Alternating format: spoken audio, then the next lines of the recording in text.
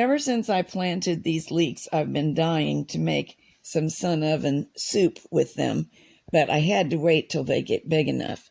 And they just now are. They're still baby leeks, but I can make it work. I'm starting with 4 baby leeks plus 2 leaves from elephant garlic, which is in the same family. I'm going to help them along a little bit. A handful of cutting celery and 5 yellow potatoes.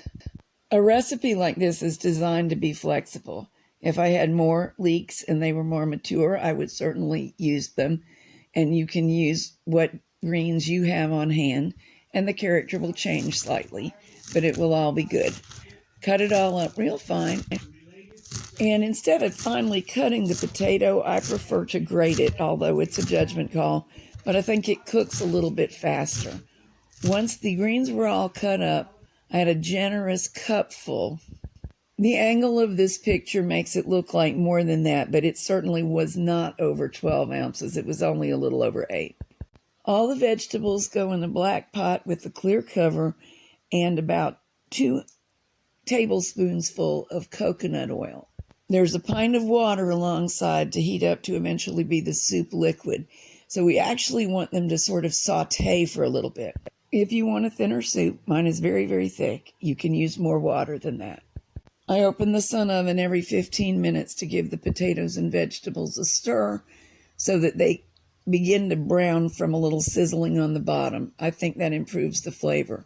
And then in goes the water, and we let it simmer. Saute and stir periodically for 1 hour, then simmer with the water in place for the second hour. And it should be done.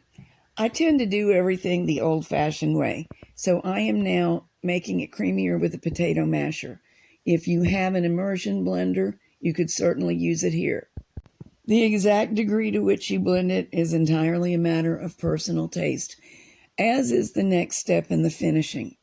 This can become cream of leek and potato soup by adding a little bit of warm, heavy cream at this point, or you can do as I am doing and use cheese powder and put the soup in, stir it up.